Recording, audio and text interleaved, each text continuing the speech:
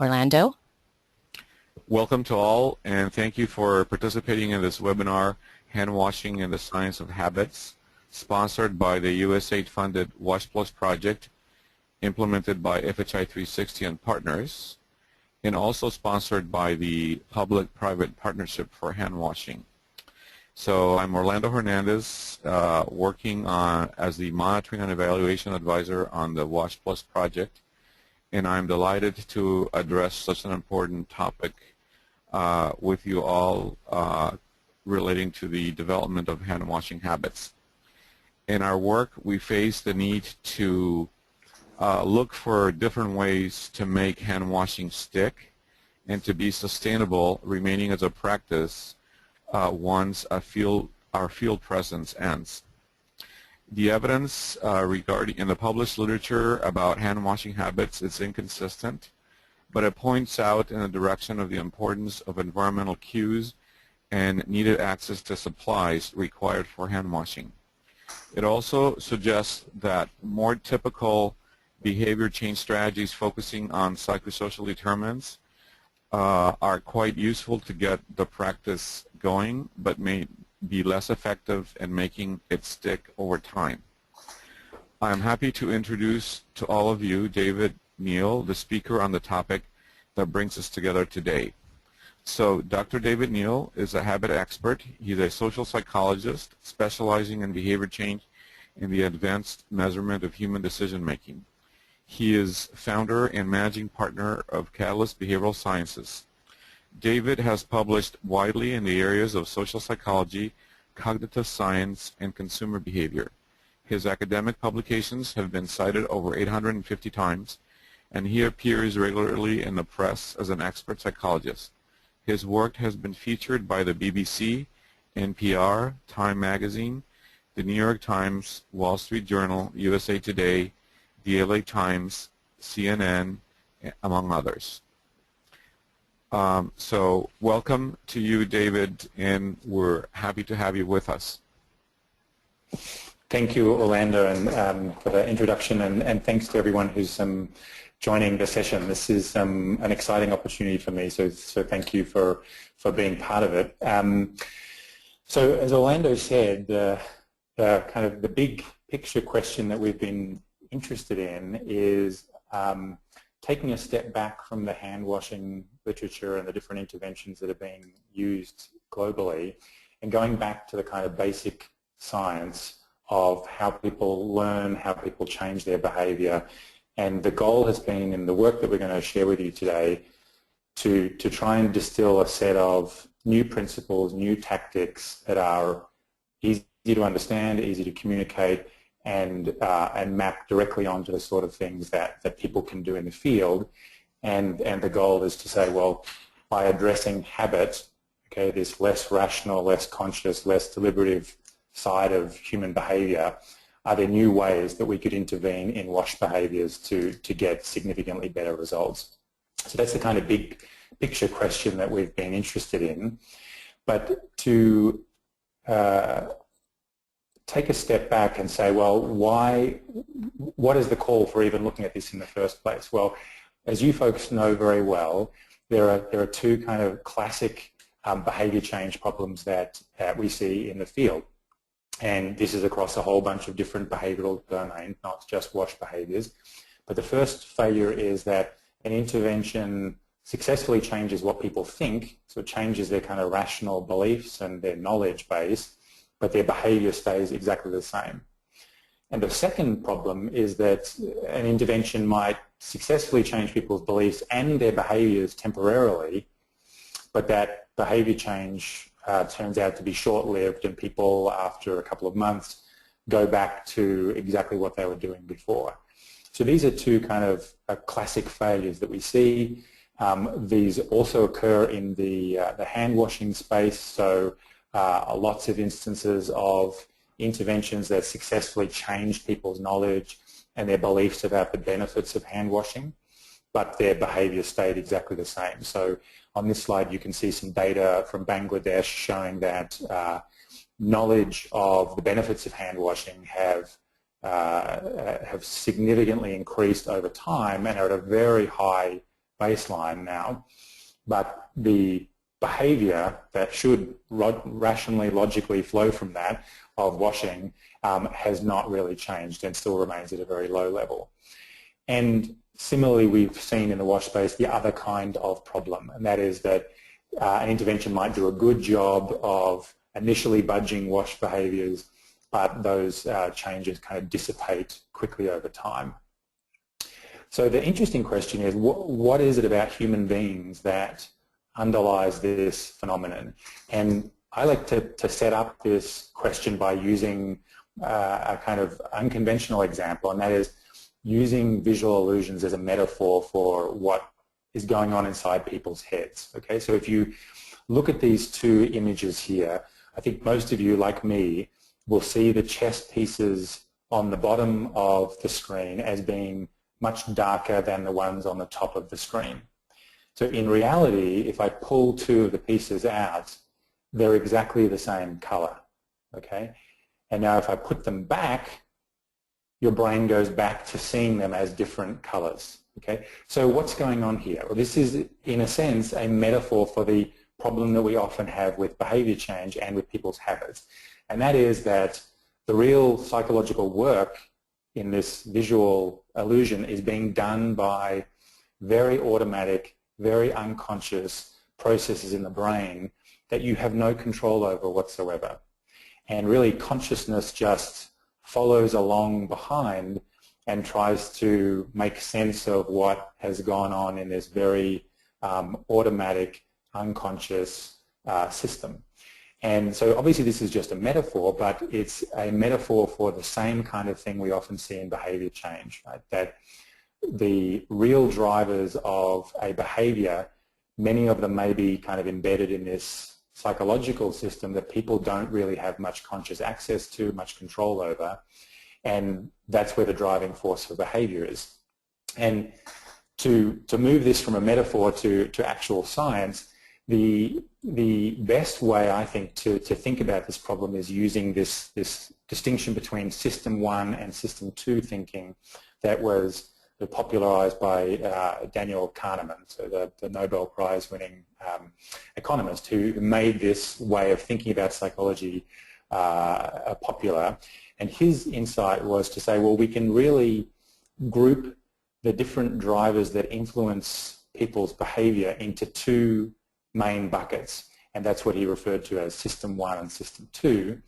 And so the drivers that interventions are often built around fit within just one of these two systems. So if we think about the things that you might be trying to change in people's lives or in their thinking in the field, it might be things like their attitudes, their intentions, their sense of the social norms in the community around them, their rational knowledge of, I need to do this behavior to avoid outcome X or to get outcome Y. But all of those drivers fit in what is referred to as System 2, okay? And this is the more goal-directed, more value-driven, more conscious, more reflective part of human thinking. It's the sort of the little person inside us that, if you like, is the mental economist that's weighing up the pros and cons of a given action and making a fairly rational or value-based or motivational decision. But the important thing is that there's another system, and that's what's referred to as System 1, and that's where our habits and our heuristics and our cue-driven responses to the environment are originate and are controlled from. And so we can think of this system as not a mental economist, not a system that is trying to work out what is the right thing, and by that I mean the thing that's rational or the thing that meets my goals or is normatively valued, but the thing that is mentally satisfying, the thing that looks at what I did in the past and says that worked well enough and I'm going to continue doing that again in the future.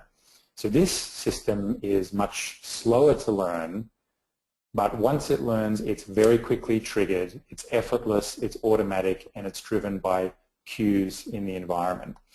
And the main reason why we are presenting this idea to you is that the suggestion is that a lot of interventions in the hand washing space and in other domains really target just this System 2. Right? They focus very heavily on social norms, on attitudes and intentions and rational benefits, and they don't have a strategy for addressing the habit piece of the equation. And so one important point I want to make here is that none of the ideas that we're going to present today involve taking anything away from the System 2 strategies. So the message is not going to be about discarding a focus on social norms or on intentions and goals or on rational decision making. Instead, the message is about how do we maintain those tactics and develop a strategy for this System 1, this habit-based, cue-driven system. So that's the takeaway. And to just dive into the science a little bit more to give you some background, there's great reason to think that habit has a very substantial role in a lot of daily life, and especially in hand-washing behaviors. So we know from behavior tracking studies in the real world that about half, little under half, of daily life can be considered habitual. And the definition in this case is behaviors that people perform every day or almost every day in the same setting and with little or no conscious thought. So the domain is very large. It's almost half of what we do. The second thing we know from the basic science is that when people have repeated a behavior consistently over time in the same environment, in the same action sequence, the psychology behind the behavior changes very significantly. And so one of the things we see is a shift in the memory system that people are using to govern the behavior. So they start by using a very rule-based, declarative memory system that you could verbalize, right? And eventually they shift to a procedural memory system that's what people sometimes call muscle memory, or a sort of implicit knowledge of what the right thing to do is that you couldn't necessarily describe to someone else. So if you think about something like riding a bike, very difficult to verbally describe how to actually do that.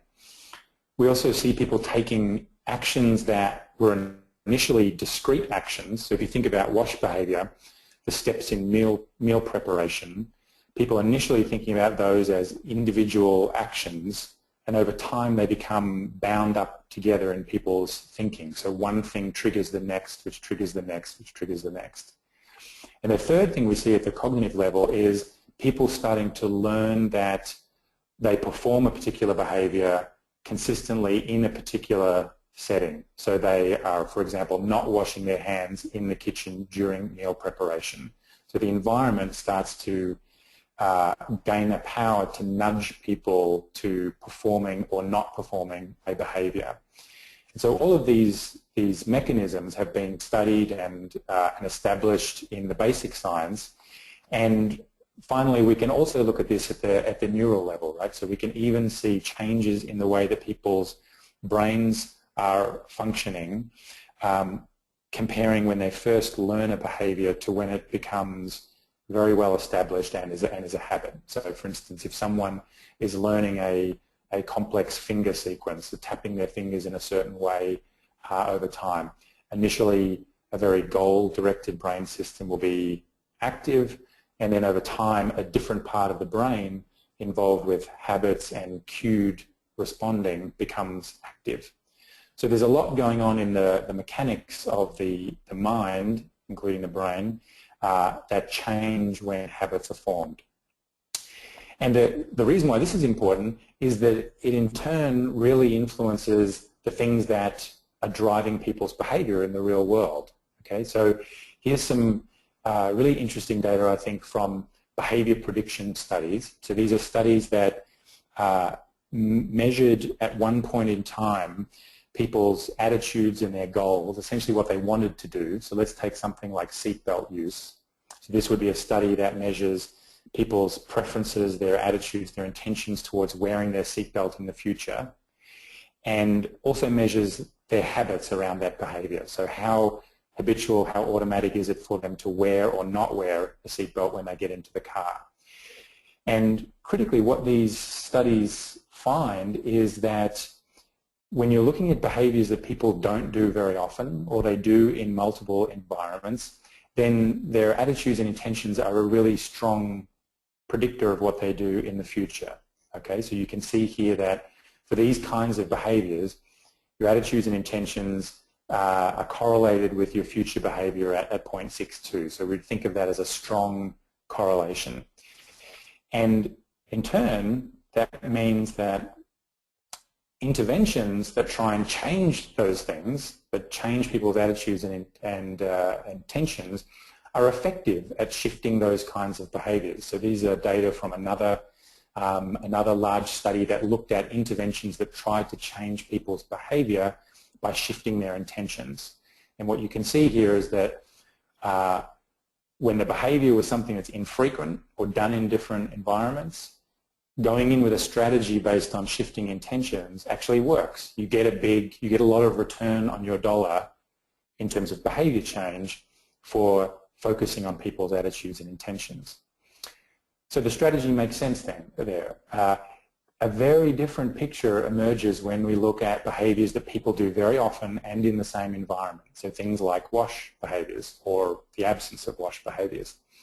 So there we see that suddenly intentions and attitudes drop dramatically in their predictive power. Okay, so someone will still tell you, I intend to wear a seatbelt, or I intend to wash my hands before eating, but those intentions really will not be as strongly correlated with what they actually do in the real world. And that's because of that shift in drivers that I explained on the previous page. So different brain systems have kicked in to control the behavior once it becomes a habit.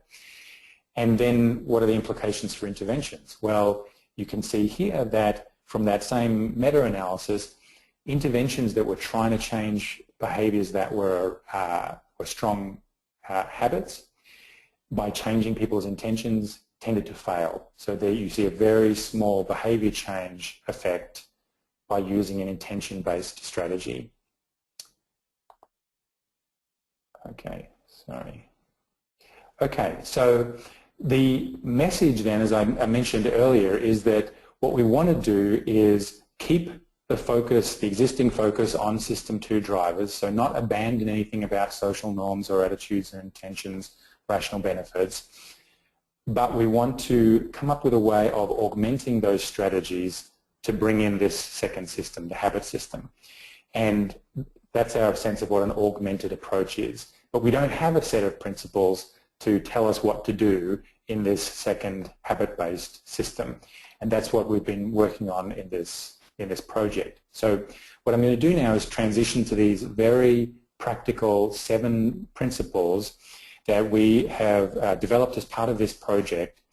And the goal here was to basically say, okay, let's look at all of the basic science work, so work in cognitive neuroscience, work in social psychology, work in health interventions, work in animal learning even, and say what are the 7 things that we can do to maximize the chances of engaging this habit system and really changing people's behavior. I'm going to briefly walk you through them here and then go into them in some more detail. So the first one is the idea that it's really important with habit change to ensure that we have a supporting environment. And that basically means making sure that the critical infrastructure, products, and sort of action sequence around the behavior is consistent and always effortlessly available for people. So we'll unpack that in some more detail shortly. The second idea is that there are things we can do to leverage the external context to support change. And the 2 ideas there are we can either disrupt the context people are in, or we can piggyback a new behavior on people's existing behaviors. Both of those can be thought of as ways to kind of leverage what already exists in people's lives, either in their external context or in their behavior, to insert a new action like wash behavior. The third principle is that whatever we do, we need to eliminate as much friction and effort and decision making as possible in the new behavior that's being promoted. The fourth idea is that we need to think about what are the cues in the environment or in people's actions around the target behavior that could act as cues to try and trigger and reinforce the new behavior. And then the fifth idea is that there are certain things we can do once people have started to set up a new behavior that's cued by the external environment, that doesn't induce friction or effort in their decision making. There are certain things we can do to accelerate the establishment of a new, very context-stable pattern of acting. And then the sixth principle is that we need to ensure that the intervention has tactics that involve people actually doing, or that the intervention we know is actually getting people in the real world to start performing the real behavior rather than just getting a kind of verbal description of it or observationally learning without actually doing. Right? So the procedural memory component of habits only forms through actual doing. So the sixth principle is about putting more of a focus on actual doing by the intervention participants in the process.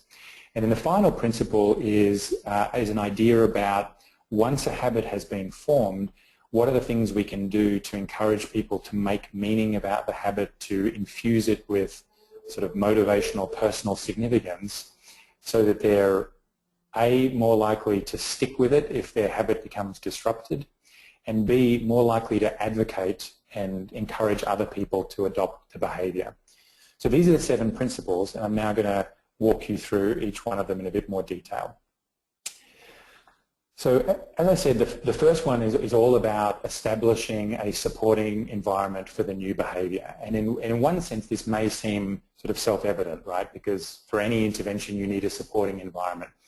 The message here, though, is for habits, it's especially critical because habits are, by their nature, behaviors where people have kind of outsourced the triggering to things that are external to their decision making, to the environment, to another action that they performed just before that behavior. And so if those things aren't present in the environment, there's essentially no chance that the behavior will be triggered. You're essentially relying on people to engage in their active decision making to seek out the particular piece of technology, whether it's a piece of soap or whether it's going to the wash station because it's out of the way as they leave the latrine. You can't expect those things to occur if people are to form a habit because they, by their nature, involve making a decision. And that's the exact thing that you're trying to get away from. So we've already seen in the hand washing space that these kind of tactics have been used with some degree of success. So really prioritizing knowing exactly where soap and water will be consistently placed near the latrine, where food is being prepared and cooked, ensuring that the wash station is available immediately in the line of sight as people leave the latrine. And conversely, we've seen some at least qualitative data showing that when those things are not present, when the environment is not immediately, easily accessible, that compliance is much lower. So that's the first principle, really taking seriously that idea that all critical elements need to be immediately and easily available to people. The second idea is that there are certain things we can do to leverage the existing context, which can mean the physical environment, or people's other behaviors to have a better chance of inserting something new. And so the basic science here rests on studies that have shown that often when people experience a disruption in their external context, so say they move house, temporarily their behavior is much more open to change. So they will be more likely to follow through on what their intentions and goals and values are. So in a sense, context change creates this small window of opportunity to insert a new behavior in a way that people will be more likely to carry through with what they are motivated to do, assuming, of course, that they are motivated to do it, which is why maintaining those System 2 strategies is critically important. So that's context change, capitalizing on context change. The second idea is that sometimes we can't target people when they're moving house, right? So we need to get them where they are in their natural environment. One of the other things we can do is piggyback a new behavior like washing on things that people are already doing. So the existing habit, if you like, becomes a cue for the new habit. So a classic example of this would be, teaching children to floss after they've brushed their teeth is more effective than teaching them to floss before they've brushed their teeth, because in the first case you're piggybacking the new behavior, flossing, on an existing behavior, toothbrushing. Much more effective than the reverse. So in terms of sort of tactically implementing this in the wash space, we can think about things like timing interventions to occur when there are big disruptions going on in people's lives, provided that the people are not too overwhelmed and provided that they're in a stable new environment. That's a critical point. So things like pregnancy, new motherhood, as these sort of teachable moments for hand washing. With respect to piggybacking, there are ideas like, well, we can piggyback wash behaviors on other lists of good manners, and to the extent that kids, for example, are adopting those other behaviors that may be easier to insert, hand washing can, if you like, come along for the ride. And interestingly, I think this piggybacking idea can also be used in product innovation, right? So the Marimba wash station that I think is soon to be released, if not already, has this, I think, clever idea of inserting a mirror into the wash station. Okay, so to the extent that mirror checking is a sort of intrinsically attractive, rewarding behavior that will draw people in to use the wash station, hand washing can be thought of as sort of piggybacking on the mirror checking behavior. So that's principle 2. The third principle is this idea that anything that involves choice or decision-making or additional effort over and above the status quo is going to have a really hard time of changing people's behavior. So there's great data showing that when people are trying to introduce a new behavior, even very small experiences of friction can kind of trigger them to go back to the old way of doing things. And it's a remarkably small amount of disruption that can trigger that relapse effect. So in hand washing, we can think of really being judicious about the number of steps that we're attempting to try and introduce into people's lives, and that we may, all else being equal, we may really want to have a bias towards simple and easy and few steps, or other tactics that involve removing choice altogether, like combining the soap and the water automatically, so you've removed a step and you've removed a decision. And finally, ensuring that using the wash station doesn't involve any kind of decision. It involves exiting, for instance, the latrine and almost having to choose not to use the wash station. Okay. The fourth idea is the notion that because habits involve this kind of outsourcing of control to context cues, that there are various ways that we can leverage that in inserting a new behavior. So the first question is, what things can count as a cue, right? Well, we know that certainly the physical setting can count as a cue. So whether you're in a bathroom or whether you're in a latrine or a meal preparation area, the actual physical setting can come to serve as a cue. We know that other actions can come to serve as a cue. So that example of toothbrushing triggering flossing, or food preparation behaviors potentially triggering hand washing. There's potential to form that chunked action sequence. There's also a little bit of data suggesting that other people can become cues, to kind of resources to help you stay on track with a new behavior. The second interesting idea here is there's been a lot of discussion of, well, yes, you want a cue, but you also want a reward. And my perspective on this is that the way that reward has been treated in at least the sort of popular science about habit is a little bit misleading.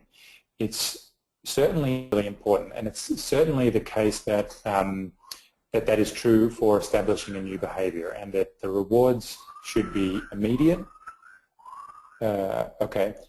I'm hearing that you missed me for about a minute, so I'm just going to go back to the start of this slide and just quickly again make the point that the fourth strategy is about establishing cues in the environment and rewards around those cues that can support the new behaviour. And that the sort of things that can act as cues are the physical setting, so the latrine, the kitchen, other actions like the toothbrushing, flossing example, and even other people. And then the second idea is that we need to be more nuanced in the way that we think about rewards. So rewards, when you're establishing a new behaviour, should be immediate, meaning people should perform the behaviour and experience a reward. And the more you perform the behaviour, the more reward you should get. That's not quite the same thing that works for maintaining an established habit. Okay? When a habit has been established, instead the goal actually is to have rewards that seem a little bit more abstract and not tied to any one instance of performing the behaviour. So you can think maybe in the case of wash, that immediate rewards may be things like the smell of the hand, the scent that you get every time you use soap and water. A more delayed or abstract reward might be social approval or feeling like you've achieved good manners. Okay, so the message would be that we need to think carefully about using a mix of rewards that are immediate and tied to every single performance, and rewards that are more delayed, cumulative, and abstract, that aren't tied to any one single instance of acting. And as I said, we've already seen some of these tactics being used in the wash space successfully. So examples of using filthy or foul-smelling hands as a cue to wash behaviour, using pictorial cue cards that are placed in line of sight as people move from the latrine, or this wonderful example from Robert Tribelvis's work of using these coloured footsteps leading from the latrine directly to a wash station, so people kind of mindlessly go with the flow. The fifth idea is the notion that whatever kinds of cue response associations we're trying to establish, we can speed that process up a little bit by using something called implementation intentions. And implementation intentions, this is an idea that comes from from psychology and from the learning literature. And the basic idea is that people are much more likely to follow through with a future goal, like washing or eating healthfully, if they've been prompted to think through in very concrete terms the specific setting, context where they will perform that behaviour.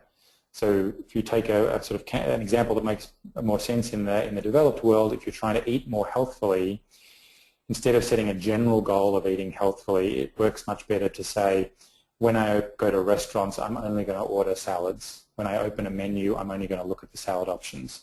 So specifying that if-then association is very valuable. And we can think about both sort of behavioural interventions and also product interventions that plausibly do this kind of acceleration of the cue response learning. So things like glow germ, which are ways to visualize what would otherwise be invisible cues on the hand to reinforce that idea that hands can be dirty even if they don't look dirty. Or we can think about games like poo tag, which is part of the Super Amma intervention, where kids play a game that involves physically learning which cues are associated with contamination and making a game out of it. There are ways to get people to practice and think through in very concrete terms what the cue response association might be. The second last idea is this notion that we really need to ensure that the intervention has a good chance of actually setting up a new repeated pattern of action. Okay? So going back to this idea that habits rely on procedural memory, we know that people only form a procedural memory through actual doing, through trial and error engagement in the behaviour, not through learning a declarative set of rules or watching someone else perform a behaviour. So if you imagine a child just trying to learn to tie their shoelaces, they'll never form a habit by watching someone else tie their shoelaces 1,000 times. Okay? They may learn sort of rationally how to perform the behavior, but they'll only make a habit out of it by actually doing it themselves.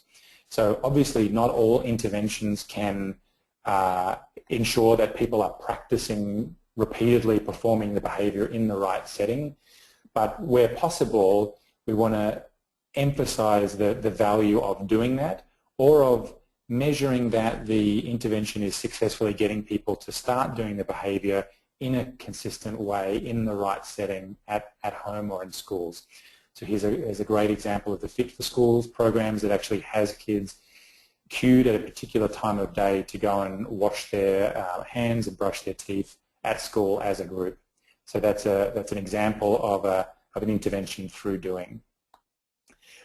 The final idea is this notion that at the end of this process, ideally people will have formed a new habit to, for example, wash after defecation and before eating. And so if we get to that stage, what do we do then? Well, the goal really will be to get people to attribute as much personal meaning and as much motivational significance to the behavior as possible. And we make this recommendation based on really a long and venerable tradition of research in psychology and something called self-perception theory. And the basic finding from this work is that humans like to think of themselves as motivated, goal-driven creatures, right? We don't like to think of ourselves as creatures of habit who are just acting on autopilot because we were cued by the environment. We instead like to think that our habits are rituals, and some of them are rituals, but we think of more of them as rituals than perhaps really are. And this can be an asset in the intervention process, right? Because the ideal scenario would be someone forming a mindless habit to wash their hands in the right settings 100% of the time, right? And really it's a fully unconscious routine. But what we would then want them to do is to attribute deep motivational significance to it, perhaps cultural meaning, perhaps even moral meaning. And the goal of that would be to that if you like, system 2 reinforcer, that motivational feeling around the habit, would act as a buffer to help against relapse if the habit becomes disrupted, and it will also give people a reason to advocate and try and encourage other people to adopt the habit. Right? No one would advocate for someone else to adopt their mindless routine, but they would advocate for someone else to adopt their ritual that has moral or deep personal significance. And so this again has been incorporated in some hand washing interventions, so we can think of campaigns that try to take a behavior like washing and escalate it up to some higher order value, like being a good mother or a super mum, or being something that's coordinated through a women's group where people are really focused on their personal values as a mother in influencing this very important behavior. So those are the 7 principles, and just to finish it off, and in a moment we'd be delighted to turn this over to questions. To finish this off, I want to go back to that important idea that the message here is not about abandoning system 2. It's not about abandoning anything that people are already doing. It's about augmenting those strategies with a set of principles that will address this other system, the habit system, and will do it in a way that improves the chance of initially disrupting people's behavior, and then improves the chances of ensuring that the new behavior sticks around in people's lives. We've introduced these 7 principles that are designed to help you do that, and at this stage I'd be very delighted to turn it over to questions. My understanding is the way this is going to work is that folks have sent questions in online or can do that. And if you want to just identify perhaps where you're from and your name, and then Orlando Hernandez is going to read through the questions and pose a series that we can discuss through together. So thank you so much for joining, and I'm happy to turn it over to Orlando now to pose some questions.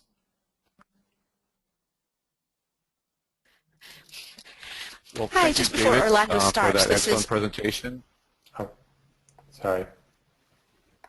Yeah, I was going to ask Leila to participate. So, Leila, go ahead.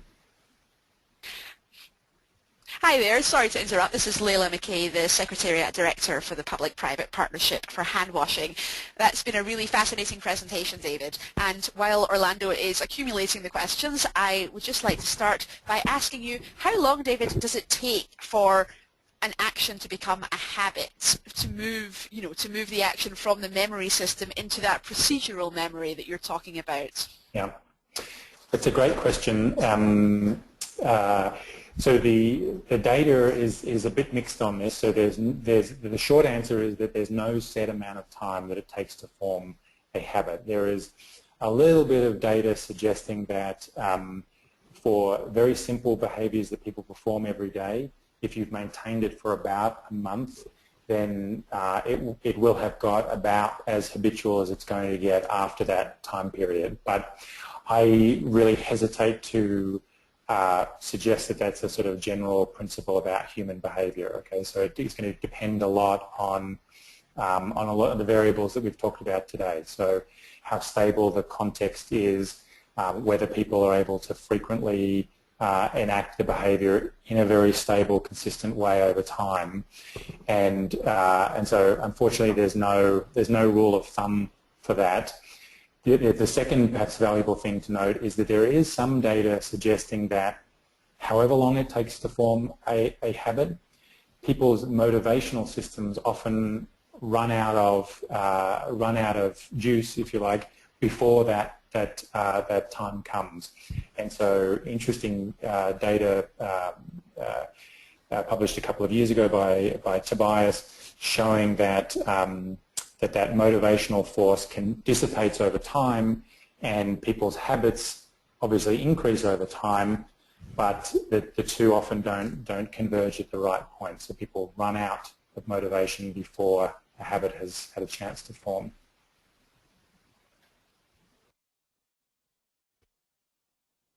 Great. Thanks a lot. This is Orlando coming back on, and I'm going to try to answer a couple of the questions that I have tried to answer through the chat box because they're more connected to where you can get information. So regarding the Marembo hand washing station, the institution that developed that using human-centered design principles is the Water and Sanitation Program associated with the World Bank, and this was done in Kenya. So if you wanted to contact anybody about that, we can provide contact information, but you can go online and just type M-R-E-M-B-O, B as in boy O, and you will probably be able to see a 2-minute YouTube presentation on that hand washing station. The second question had to do with where can you get Superama data or information. So same thing, if you type www.superama1ward.org, you can go to the website and get all the information you need about the project. Now back to David, there may be one question of the same sort, and could you, when you talked about the footsteps as a visual cue, you mentioned the name of the person that implemented that project. Could you go ahead and repeat the name so people understand who that was? So I think that's unpublished work, but it's Robert Drybelvis. His name is here on this slide that you can see on the screen here. So and so he's seen promising, very significant. I think the data is tentative, but as in it's not finished being analysed, but significant increases in use of a wash station by just doing nothing else other than painting those coloured footsteps from the latrine going to the wash station. Okay, so maybe I'm going to give you 2 questions so you can go ahead and think about how to organize them. And So one comes from Simon, and Simon is asking, hand washing is the simplest practice, yet one is not consistently carried out. Does the type of soap matter? That would be one thing. Mm-hmm. And the other has to do with community-led total sanitation, which you might be familiar with.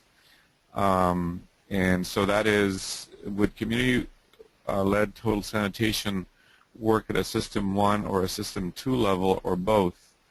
Do you have any suggestions about how to improve that? And that question comes from Richard Carter. So here's two questions for you. Okay, they're great questions. So Simon's question about hand washing being very simple, and that's certainly true. A couple of observations would be that keep in mind that it's not only the simplicity of the new behaviour that matters, but the habit strength of the other behaviours surrounding it that you're trying to intervene in, right? So we really need to take seriously the idea that people's existing, for example, meal preparation behaviours may be so automated and so unconscious that in essence it wouldn't matter how good the hand washing intervention by itself is, right, how simple that could be made. If something hasn't been done to either piggyback or disrupt that kind of mindless status quo that people are in, then you may not have kind of even come up to the starting line to introduce a new behaviour, even something as simple as washing. So I would emphasise the need to think about the broader ecosystem of behaviours that are surrounding the one that you're trying to intervene in, the first point. And then the second point is that with respect to whether the type of soap matters, as a sort of basic science person, I don't know enough about data looking at different kinds of soap. What I can say from a principles point of view is that again, anything that introduces variation, so if there's soap plus ash plus different types of soap plus the soap being in this location one time and in this other location another time, or out of the visual field, those are the things that would be really important in determining whether someone forms the new habit. And you will know the variations amongst different kinds of soaps and how they would map to those principles better than I would. So Richard's question about CLTS, again, I know those programs in some detail, but I'm certainly not an expert. My understanding of them is that they seem to be mostly System 2 interventions in the sense that you are going in with a very strong social norm kind of intervention. It's done with the community, so there's a lot of social reinforcement that goes on. It is interesting to me that they involve, as I understand it, going around and seeing where different families defecate around a village. And so there is a sort of doing component, right? It's not like it's taking place in a classroom with verbal instruction. There is a proceduralized component to it. But I think there would be a lot of opportunity to look at CLTS and say, okay, this, as I understand it, is a very effective way at going into a community and disrupting the status quo. The question is, others will know the answer to this better than I will, how effective are those things at actually sticking over time? And would there be ways to augment CLTS by bringing in more of these sort of System 1 habit strategies to ensure stickiness? So I think that's a fascinating question and well worth looking into. Great, thank you. So I'm going to take you back a little bit to some of the examples. And so Kali Erickson asks, could you mention some examples of the behaviors that fall into the first and second categories? This is on one of the slides. Behaviors done in multiple environments or behaviors done in the same environment. Yeah, sure. So the chief way to think about this is that habit formation is fueled by two things, right? It's the frequency of repetition plus it's the sort of context stability of the repetition. So, and as we said, context can mean the physical location, but it can also mean the action sequence, like brushing your teeth and then flossing. There's even some data suggesting that time of day can, to some degree, be a context cue. So the way to think about it is that there's a continuum, right? There's not a sharp cut between something being a habit and not being a habit. There's a continuum, and something will become more habitual to the extent that it's both frequently performed, and when it's performed, it's in a very context-stable way. So when someone flosses their teeth 3 days a week, but sometimes they do it in the morning, sometimes they do it at night, sometimes they do it before they brush their teeth, sometimes they do it after, that behavior will be less habitual than another person who also does it 3 times a week, but when they do it every time, it's after they brush their teeth. So it's the combined effect of frequency and context stability that's critical. And so then you can just map that to real-world behaviors, right? So something like getting a vaccine is obviously going to be very low in frequency and maybe moderate on context stability if they always were to get vaccines at the same place. But it's so rare that it's going to be a very weak habit. Conversely, something like wash is, or food preparation behaviors around wash are likely to be very habitual because they're in exactly the same environment, using the same products, same times of day, and they're very frequent. So they would be the sort of epitome of a strong habit. Great. So there are other questions that I'm going to try to put together because they deal with the principles. So there are like 3 or 4 questions that are kind of connected to the principles. Yeah. So John asks, do the 7 principles apply equally to all societies, age groups, male and females, or are there particular ages or stages of development when they're most applicable? That would be, so that's connected to the 7 principles. Mm-hmm. So also another question that's related to the 7 principles. Yi Wei from IDE's Global Watch Initiative, she asks, or he asks, I don't know, the 7 principles are really helpful to address System 1 drivers. Do they relate to the current principles guiding interventions for System 2 drivers? And then maybe finally, do all 7 principles need to be implemented to see change? Or do you see change if only you implement some of them? And I'm not really sure who asked that question. Okay.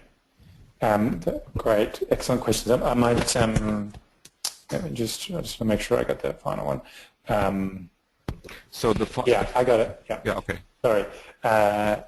Yeah, so let me start with the first one. So, which was, are the 7 principles kind of universals in the sense that they would be equally important across people, different ages, gender, circumstances? That's an excellent question. What we do know about System 1 is that it tends to be very consistent across people. And what I mean by that is that if you contrast it to System 2, right, which is more the kind of conscious, rational side, there's a lot of variation across individuals, right? So you might find, for example, IQ varies a lot, which is perhaps the epitome of kind of conscious, rational thinking. That varies a lot across people. What we know about habit learning is that it's very stable across people. There's very little variation from one person to another, or from males to females, or across the lifespan. So I don't know of data that precisely addresses your question, but what we know is that System 1 is basically much more stable across people over time, and contexts than System 2 is. And there have not been a lot of people, including the folks that I work with, have tried to find individual differences in habit learning, for example, and they're very weak if they exist at all. So to that extent, they should be relatively universal principles. The second question, Yiwee's question, was about whether these principles also relate or tell us anything about System 2. And I think that's a really complicated question. The short answer is no. They're designed to be principles that say, okay, we've historically not done a good job of even thinking about System 1. Here are 7 tactics that we can use to fold into interventions to address that system. The longer answer might be that by doing that, you should see much more return on the investment in System 2. Right? So in that sense, the principles do support System 2 as well, but they do it kind of indirectly. Right? So a sort of real-world example of this is that with eating behavior, for example, we know that if we take people who are overeating in a particular environment and we do something to disrupt System 1, so some of our work is focused on things like if people are overeating and they change something in the action sequence that they use to eat, so they switch which hand they use to eat, or instead of sitting, in the sitting on their couch watching television, they're in another location. So System 1 is disrupted, then they don't overeat, and so what that tells us is that disrupting System 1 has given you much more return on your investment, and then going in and trying to change System 2. So I think there is some significant indirect benefit of these principles for System 2. And then the third question was, are all 7 necessary? And that's a really interesting and important question. We don't think of these as a sort of stages model in the sense that you can't proceed to Principle 2 until Principle 1 is done. They are roughly arrayed as a sort of sequence, right? Because the first ones are about, are the preconditions for change there? That's 1 and 2. And then 3, 4, and 5 are about establishing the new behaviour sort of through the trial phase. And 6 and 7 are more about sort of trial and maintenance. So they are roughly arrayed as a sequence, but with the possible exception of number 1, we wouldn't view any of them as absolutely critical if they can't be addressed in an intervention. The goal would be to address as many of them as possible. And then the second point I would make is that I haven't included it here, but in the white paper that we have written that's going to be released soon, elaborating on this model, we have ranked them in importance. So some of them can be considered high importance, and some of them can be considered moderate importance. So we'll unpack that in the white paper version that gets distributed later. Great. Very good. Thank you. So I'm going to move on here and then maybe tie some other questions together. They have to do with either getting people in groups or in institutions to develop hand washing habits. So one person asked, my question is about motivating children of nursery schools for hand washing and making hand washing a permanent habit. Also along the lines of institutions, and so Indira asks, do you have any document or reference or suggestions to improve hand washing for health workers and hospital staff, in special areas such as the neonatal special care unit? So do you have any suggestions about that? And then finally, also connected to perhaps groups, Neal asks, is there any action that one can take to get a community to wash their hands? What would that be? Okay. So these are tough ones. The institution level change is difficult, right? It's difficult to think about both what you would do at an individual level and then how you would scale that up to a more institutionally based intervention. So,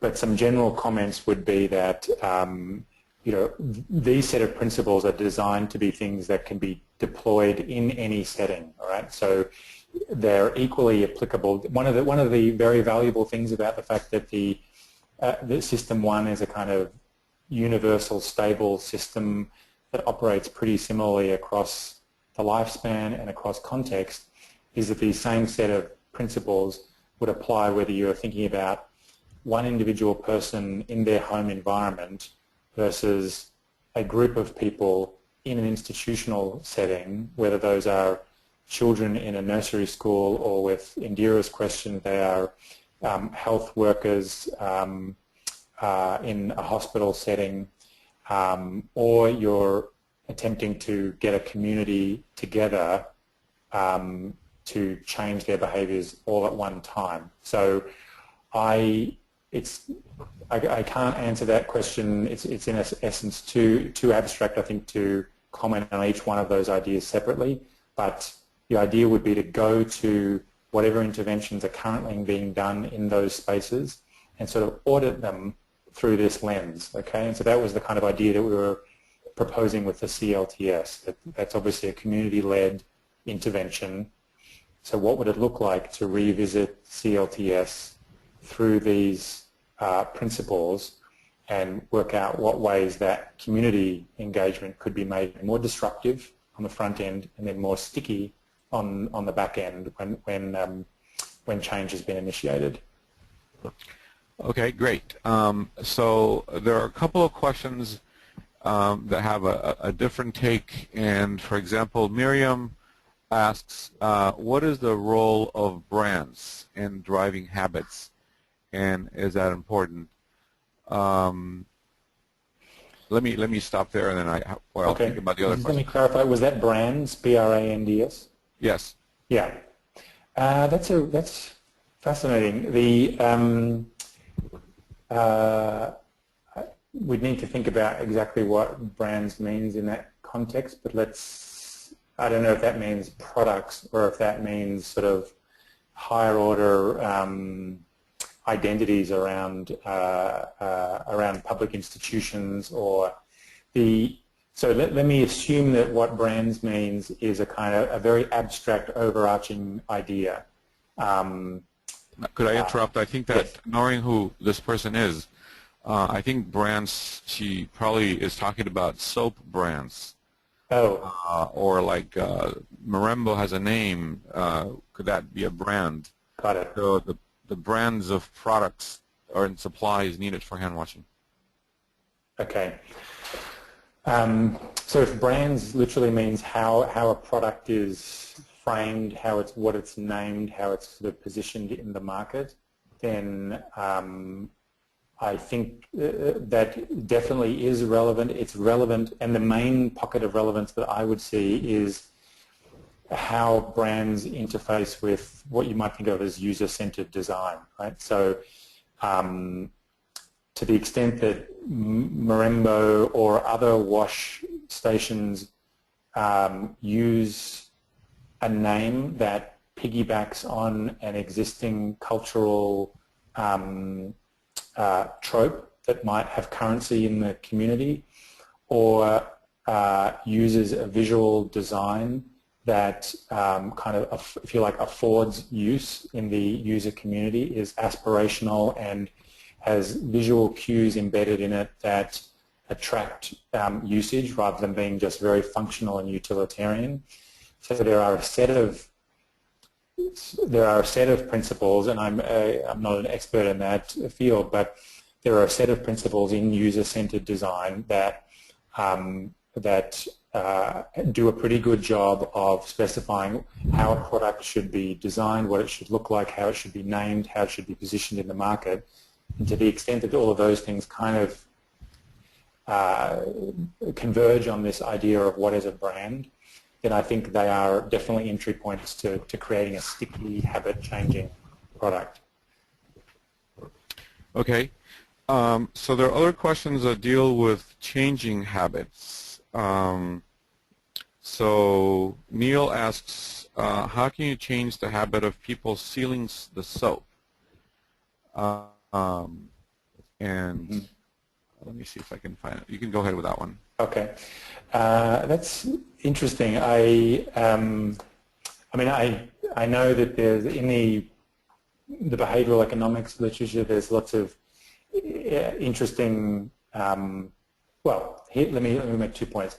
The main system one intervention would be, wherever possible, create structural defaults where that's impossible, right? So really put an emphasis on interventions that combine the soap automatically with the water, so that can't be done in the first place.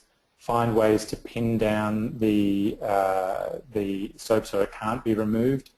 Obviously, that can't be done in all contexts. I recognize that. There are interesting, what you might think of as nudges that get used, certainly in the developed world. I don't know if they would work in this context, but the question reminds me of studies done in Europe around ATM machines, where merely painting a box on the ground around the ATM machine reduces the number of people who are mugged while they're removing money from the ATM. So of course that's not a rational intervention. There's no reason why a painted square on the ground would stop theft, but in that case it does. So I think I don't have a specific recommendation, but the two general recommendations would be always look for defaults that remove the possibility entirely, especially when habits are involved, and then perhaps explore some of these irrational nudges that seem to work for creating social a sense of social surveillance. Another idea actually that comes to mind is mirrors, as there is some data that having a mirror present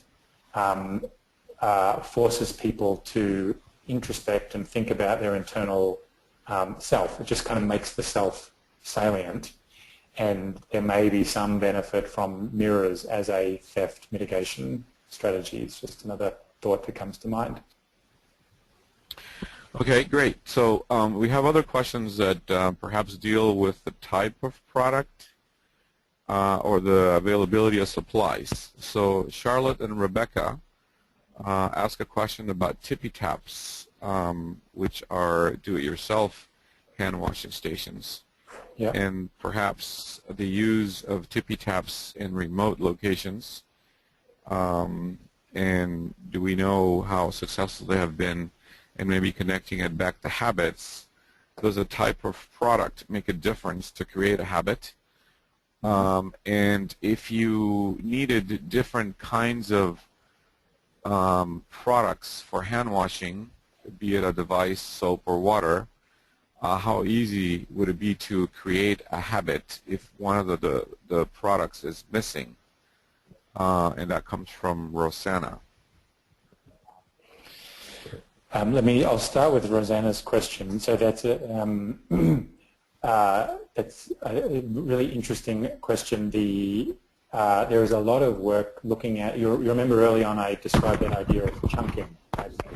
People chunk actions together to make a sequence. So you could imagine the meal preparation involving a series of different actions ending with using soap and water, and that whole sequence is chunked.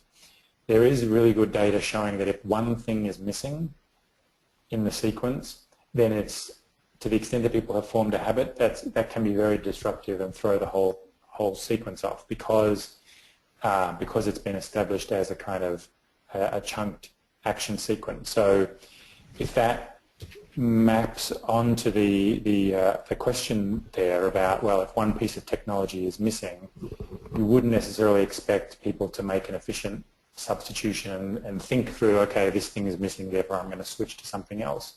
that would obviously be something that requires thought and decision making, and you couldn't rely on the habit system to provide people with that solution. The second, Rebecca's question was about tippy taps and does the type of the product matter? Other people on the call will certainly know much more about tippy tap than I do. I know how the product works. My sense of what's interesting about the tippy tap is that it involves people creating it themselves. There is interesting work on what's, at least in Western countries, is referred to as the IKEA effect, and that's the idea that people tend to see more value in products that they have constructed themselves. I don't know of data, others might, I don't know of data that shows whether adoption of tippy taps is greater because they leverage the IKEA effect and people participate in construction. So that could presumably be a feature of tippy taps that would be, in theory, should be positive. But they certainly lack some of the aspirational qualities that something like the Marimbo has, which is a visually very beautiful design, has the mirror in it, so it's piggybacking on existing behaviors, and maybe is simpler. So the goal would be to develop products that hit as many of these drivers as possible, right? So the best product should in theory be the one that is a success in system 2, and that may mean, you know, involves this kind of valuable experience of co-construction on the front end in the case of tippy tap, that is aspirational, is beautiful, is socially normative, gives people a rational benefit, like they get to check themselves in the mirror, and in addition to all of that, works in system 1. So has a design that has an affordance that nudges people towards usage, captures people's behavior by piggybacking on the mirror checking, is located in a place where they have to choose, in essence, not to use it, combines the soap and the water so that the friction is eliminated as much as possible. So the perfect product would be one that checks as many of those boxes as possible. Okay, great. So I think that we have gone beyond the time allocated for this. So I'm going to conclude this session with a comment and a question, which is it's a much more general question. The comment comes from Joseph in Haiti, and I'm not really sure if it's Sever or Severe. And he says, we followed this presentation with much interest. Congratulations to Mr. David. So, so that's inspiring. Thank you, Joseph. And then Richard asks, to what extent is hand washing a collection of different habits occurring at different times and locations? Is it different when you wash your hands before handling food, for example, or after you have been in contact with fecal matter?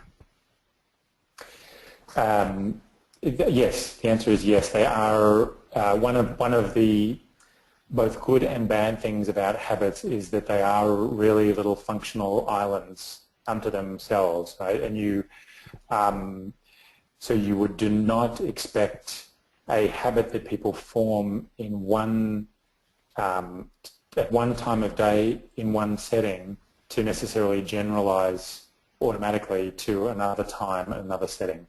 And so the classic example of this that you see again in the developed world is almost everyone wears a seatbelt when they get in their own car, and almost everyone doesn't put a seatbelt on when they get in a taxi. So obviously superficially they're essentially, and they're certainly rationally identical situations, but the car use habit does not generalize often to the taxi environment. And so, in essence, you do need to think of each behavior as a separate target for change. Now, that doesn't mean that you know the intervention should only focus on one, but it means that you can certainly treat them as a cluster of behaviors, and try to intervene in all of them at one time. So food preparation wash behaviours and defecation wash behaviours. But you should not assume that whatever you're doing around meal preparation will spontaneously generalise to defecation. They really would be functionally separate behaviours. Okay, very good. So I'm going to conclude the session, and I'm going to make a couple of comments.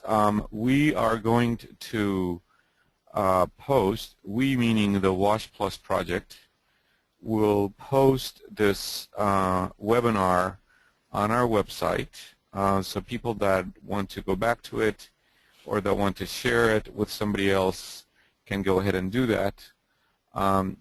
David's presentation has some email addresses on the last slide, and you could write to me, I'm Orlando Hernandez, to see if we can go ahead and try to provide some answers to the remaining questions. And separately from that, David did mention that the Wash Plus project is preparing this white paper that David Neal is leading, and we should also be making that available perhaps in the next couple of months, and that should be available on the website.